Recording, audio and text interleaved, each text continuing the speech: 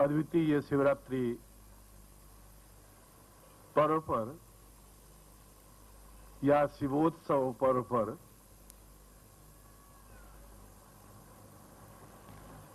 जहां आप लोग जिनको आप कह करके एक अपमान करना होता है,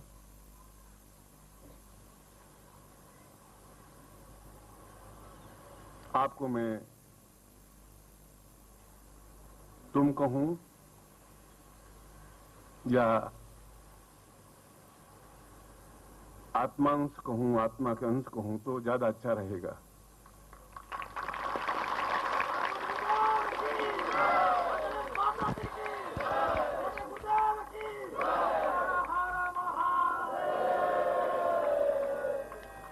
इसलिए केवल पर्व शिवरात्रि पर्व नहीं है, यह शिवोत्सव पर्व है। ये वैसे ही क्षण हैं जब प्रलय की स्थिति आई और जहां पूरा चराचर समुद्र में डूबने उतराने लगा। उस समय केवल हर और गौरी, भगवान शिव और पार्वती दोनों ने ही जिस संवाद को, जिस वार्तालाप को, जिस चिंतन को स्पष्ट किया, वह सारा विवरण और वर्णन हर गौरीयोपनिषद में उद्धृत है, मुद्रित है, अलंकृत है और विचारणीय है। ये दिन भी, यह युग भी, यह समय भी कुछ ऐसा ही संक्रांति काल का चल रहा है। संक्रांति काल उसको कहते हैं जहां आदमी को कुछ दिखाई नहीं देता, जहां धर्म नहीं होता, जहां विचार नहीं होते, जहां भावनाएं नहीं होती।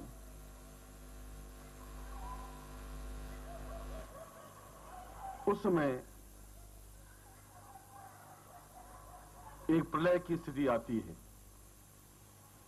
प्रलय का मतलब ये नहीं होता है कि सब कुछ डूब जाता है। प्रलय का मतलब होता है कि हमारा सारा चिंतन, हमारी सारी विचारधाराएं, हमारे सारे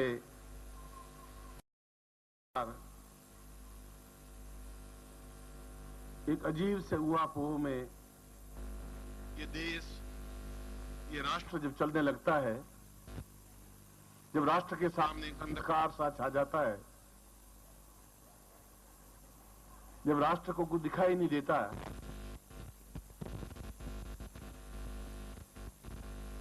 किधर जाना है, क्या करना है, वह समय प्रलय काल का कहलाता है। उसको प्रलय काल कहते हैं। और ऐसे समय में जो वर्तमान समय है, जो क्षण है, जो आपने पढ़ा और देखा होगा, सुना होगा, यदि आप सजग हैं तो यह राष्ट्र, ये आर्यावर्त धीरे धीरे अंधकार की ओर बढ़ रहा है। और जब अंधकार की ओर बढ़ रहा है तब इससे भी पहले 24 बार कुछ ऐसे सूर्य, कुछ ऐसे ज्योत्स्ना बिंदु, कुछ ऐसे विचारशील व्यक्तित्व जिनके अंदर एक ज्वाला, एक आग, एक तड़फ, एक बेचैनी, एक चिंतन रहा, उनको गण कहा गया। गण का मतलब है गणना योग्य, भीड़ नहीं, लाखों लोग नहीं, हजारों लोग भी नहीं। वे कुछ गण शिवगण कहलाए और उन गणों ने वापिस अंधकार को छांटा उस शिव के दिशा निर्देशन में। शिव ने बताया कि आर्यावर्त डूब नहीं सकता, समाप्त नहीं हो सकता, क्योंकि इस राष्ट्र को इन आर्यों ने अपने खून से सींचा है। खून का एक एक कतरा, पसीने का एक एक बिंदु बहा है। और अगर ये राष्ट्र ही दिशा शून्य हो गया, विचार शून्य हो गया, तो फिर इस जीवन का कोई अर्थ नहीं है, फिर इस शिव का कोई अर्थ नहीं है, फिर इस पार्वती गौरी का कोई अर्थ नहीं है, फिर इन गणों का कोई अर्थ नहीं है। और आप भी पिछले 15 साल से 20 साल से गणों के रूप में पूरे भारतवर्ष में फैले हुए हैं, जो लाखों के रूप में भले ही नहीं हो, वह सैकड़ों हजारों के रूप में है। और मुझे विश्वास है कि आपके द्वारा यह राष्ट्र प्रलय में डूब नहीं सकता, इसका मुझे पूरा चिंतन है, पूरी विचारधारा है।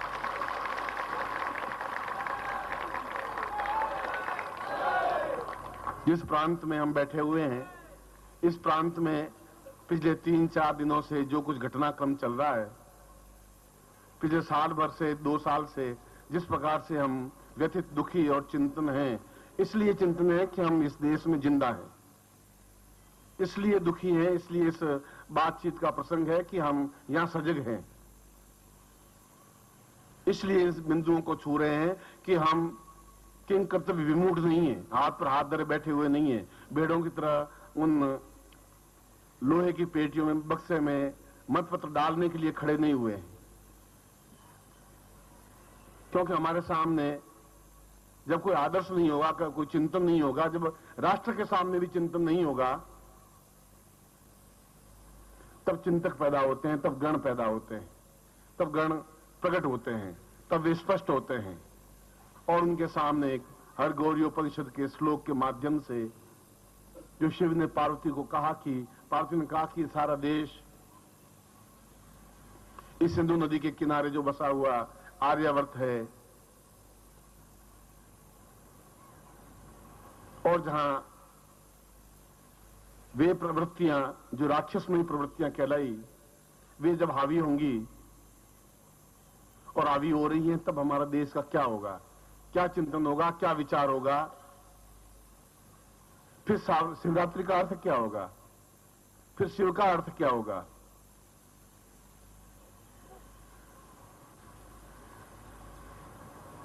यह ऐसा ही संक्रांति काल है।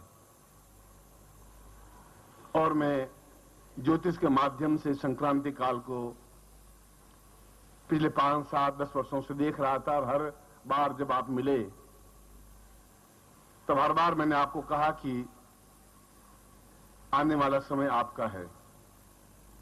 इसलिए आपका है कि आपकी जरूरत पड़ेगी इस देश को, मुझको, अपने आप को, और इस आर्य को, और इस आर्यावर्त को। इसलिए मैंने आपको गणों के रूप में तैयार किया, अपने खून से, अपने पसीने से, अपने परिश्रम से, अपने विचारों से, अपनी भावनाओं से। भेड़ों की तरह तैयार नहीं किया कि आप एकदम से भेड़ों के झुंड की तरह बढ़े, आपने विचार धारणा ही नहीं बने, ऐसा आपको तैयार नहीं किया। आपको चिंतक बनाया, आपको साधनाएं दी, आपको दीक्षाएं दी, आपको इस योग्य बनाया कि आप निडर और निष्पक्ष मजबूत पैरों के साथ खड़े होकर के प्रलय का सामना कर सकें, और इस प्रलय से जूझते हुए देश को वापस ऊंचा उठा सकें। यह बहुत बड़ा योगदान होगा आपका इस राष्ट्र के प्रति।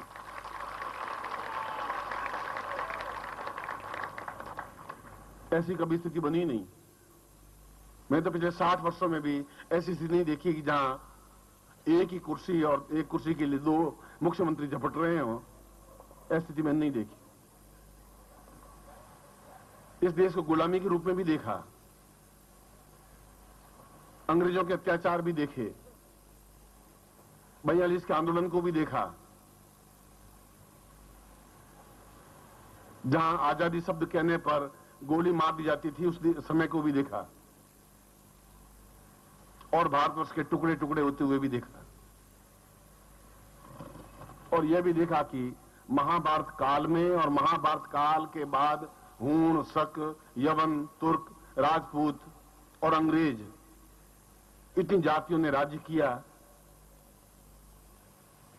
और महाभारत काल से लगा करके सन 47 तक जितने लोग नहीं मरे, जितना खून नहीं खत्म हुआ, उतना केवल अगस्त और सितंबर 2 महीनों में सन 47 में समाप्त हो गया। ये हमने देखा, ये हमने आजादी में अपनी आंखों से इसको, उस धारणाओं को भी देखा कि इतने लाखों लोग मर गए बेमौत, जिनकी कोई गलती नहीं थी। और ये पैर जो मैं आपके सामने बैठा हूं, जब मैं गलियों से चलता था तो मेरा पैर किसी के हाथ पे पड़ रहा था, किसी के सिर पे पड़ रहा था, किसी के गोद में पड़ रहा था, और मरी हुई लाशों के बीच में से चल करके मेरा वहां निकला।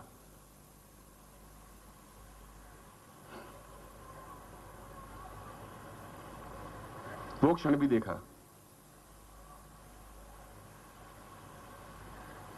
और तब मन में एक विचार आया कि यह देश, ये राष्ट्र इस प्रकार से नहीं चल सकता, जहां पर एक व्यक्ति को गोली मार दी जाती है जिसका कोई अपराध नहीं होता, जहां पर देश एक प्रश्न चिन्ह लेके खड़ा हो जाता है। वह समय भी देखा। और उसके बाद छीना झपटी का खेल, जहां उसको नीति कह करके पुकारा गया, उस समय भी देखा। नीति का कोई अर्थ नहीं रहा। मैं राजनीतिज्ञ नहीं हूं और मैं राजनीतिज्ञ बनना चाहता भी नहीं हूं। इसलिए नहीं बनना चाहता हूं कि नित्य नवीन कुचक्र रचने की क्रिया को नीति कहते हैं, और मैं नित्य नवीन कुचक्र नहीं रच सकता, संभव नहीं है। अगर ऐसी नीति है तो ये नीति हमारे आर्यावर्त की नीति नहीं है। ये गुणों की नीति थी, ये यवनों की नीति थी, ये शकों की नीति थी, ये द्रविड़ों की नीति थी। ये हमारी नीति नहीं थी। हमारी नीति प्रेम की भाषा थी। हमारी नीति एक दूसरे के गले मिलने की थी। हमारी नीति खून देने की थी, प्राणों का संचार करने की थी, वेदों और उपनिषदों का अध्ययन करने की थी। इस प्रकार से मार काट की नीति नहीं थी, अंधकार की नीति नहीं थी। और वहां से लगा करके आज तक मैं अपनी आंखों से इस राष्ट्र को देखता रहा, और मैंने ये निश्चय कर लिया, मैंने विचार किया, निश्चय किया, चिंतन किया कि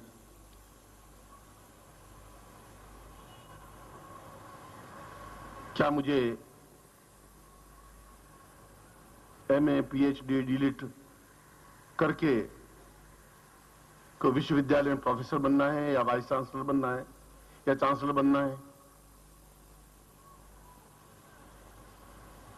यह भी देखा कि जब चुनाव हुए तो विचार किया कि चुनाव में खड़े हों और एमएलए बने। फॉर्म भरा, और फॉर्म भरने के बाद में निश्चय किया कि ये मार्ग नहीं मेरा। अगर वो मार्ग मेरा नहीं है तो ये मार्ग भी मेरा नहीं है। ये रास्ता मंजिल तक नहीं पहुंचा सकेगा। इसके लिए मेरे जीवन का उपयोग नहीं हो सकता। उस रास्ते को भी छोड़ा। इसलिए नहीं कि मैं हार जाता, क्यों हार जैसा शब्द मेरी जिंदगी में है ही नहीं।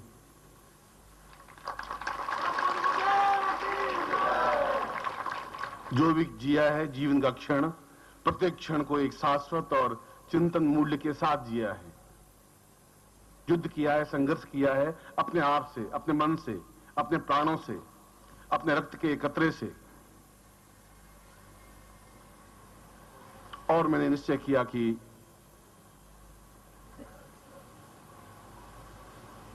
एक समय ऐसा आएगा जब बहुत अधिक अंधकार छा जाएगा। एक युग समाप्त होगा, एक शताब्दी समाप्त होगी, एक नई शताब्दी जब प्रारंभ होगी, उस समय सारा राष्ट्र अपने आप में व्यथित, व्याकुल, दिशा शून्य और संज्ञा शून्य हो जाएगा, और वह प्रलय की स्थिति होगी। और उसका आभास आप अनुभव कर रहे हैं, देख रहे हैं। जहां दो दो कदम पर गोलियां चलती हैं, जहां पिस्तौल लेकर के लोग चलने लगे हैं, जहां हर व्यक्ति भयभीत है, कब मेरी बेटी को उठा ले, कब मेरे बेटा कुमार्गी बन जाए, कब मेरी मृत्यु हो जाए। कुछ पता नहीं है देश को और व्यक्ति को। एक क्षण पहले सबको सही है, एक क्षण बाद सबको समाप्त है, कुछ चिंतन नहीं है। ऐसे अंधकारमय युग में हम शिवरात्रि क्या मनाएंगे? शिव शब्द उसमें कहां जोड़ेंगे? हत्या की रात्रि तो मना सकते हैं, तूफान की रात्रि तो मना सकते हैं, पर भगवान शिव की रात्रि नहीं मना सकते, क्योंकि भगवान शिव तो अपने आप में पूर्ण कल्याण युक्त हैं, जीवंतता देने वाले हैं, जीवन लेने वाले नहीं हैं। इसलिए 2 साल बाद इससे भी भयावह स्थिति आपके सामने आने वाली है, इससे भी भयंकर स्थिति आने वाली है। 21वीं शताब्दी में छलांग तो आप लगाएंगे, मैं भी आपके साथ छलांग लगाऊंगा, क्यों 20वीं शताब्दी समाप्त होगी और ये हमारा सौभाग्य होगा कि हम उसके साक्षीभूत होंगे। हमारे पिता साक्षीभूत नहीं हुए उसके, हमारे बेटे भी साक्षीभूत उतनी तन्मयता के साथ नहीं हो पाएंगे, पर हम पहली बार एक छलांग लगाएंगे। वो छलांग 21वीं शताब्दी में होगी या कुएं में होगी, कुछ नहीं कह सकते। हम बहुत प्रसन्न हो रहे हैं कि हम एक नवीन युग का सूत्रपात करेंगे, और नवीन युग सूर्य उगने से पहले अंधेरा बहुत छा जाता है, ज्यादा बढ़ जाता है। आधी रात को इतना अंधेरा नहीं होता जितना सुबह 5 बजे होता है। जितनी चोरियां होती हैं वो सब 80% से 90% चोरियां 4 और 5 बजे के बीच में होती हैं, क्योंकि अंधकार घनीभूत होता है, और इस अंधकार को आप देख रहे हैं। ऐसे अंधकार को जहां मां बाप लड़के को कहते हैं कि तुम्हें मंत्र बोलना उचित नहीं है, अनुकूल नहीं है, जब पत्नी कहती है पति को या पति कहते हैं पत्नी को कि ये गुरु शब्द ठीक नहीं है, जहां देवताओं की आराधना नहीं होती है, जब भेड़ों की तरह गुरु अपने शिष्यों को बढ़ाते हैं, वे चाहते हैं कि शिष्य भेड़ बने, मेरा अनुयायी बने, मेरे पीछे पीछे चले।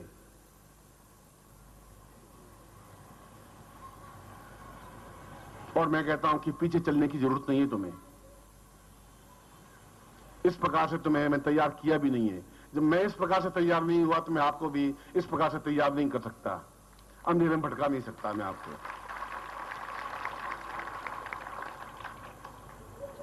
और पार्वती ने इस प्रवचन का प्रारंभ में हरघोरी उपनिषद से कर रहा हूं, क्योंकि यह शिव पर्व है, शिव महोत्सव है,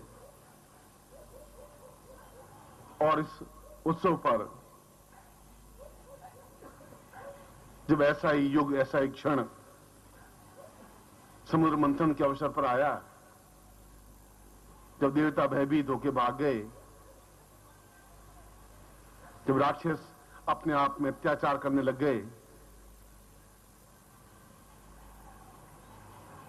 तो पार्वती बड़ी व्याकुल हुई, दुखी हुई, चिंताग्रस्त हुई। उसने कहा यह बड़ी अचंभे की बात है,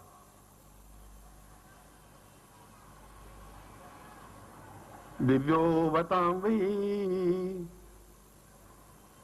शिव रूप नित्यम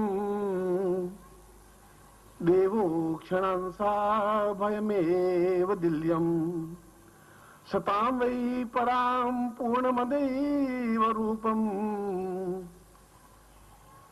न जानामि शंभो भवामि त्वमेव किम। भगवान से मैं ये समझ नहीं पा रही हूं कि जो देवता हैं वे भयभीत हैं, वे डरपोक हैं, वे भाग रहे हैं, वे राक्षसों का सामना नहीं कर पा रहे हैं। जो वेदों को जानने वाले, जो उपनिषदों को जानने वाले हैं, जो अपने आप में सत्य पर चलने वाले हैं, जिनमें ताकत है, क्षमता है, तपस्या का अंश है, वे भाग रहे हैं। और देवता और जो दैत्य हैं, जो राक्षस हैं, जिनके पास आसुरी प्रवृत्तियां हैं, और वे हावी हो रहे हैं। वो अमृत कलश लेके भाग रहा है इंद्र का पुत्र, और राक्षस पीछे भाग रहे हैं, और वो डरपोक होके भाग रहे हैं। मुझे समझ नहीं आ रहा कि फिर तपस्या क्या है, फिर तपस्या की ताकत जरूरत क्या है, फिर देवत्व की जरूरत क्या है, फिर तो राक्षस बनना ज्यादा अच्छा है। मैं समझ नहीं पाई अभी तक। और आप बैठे बैठे देख रहे हैं कि इतने सारे देवता के देवता, जो 33 करोड़ देवता हैं, ये सारे भयभीत मुद्रा में हैं। और क्या देवता भयभीत रहेंगे?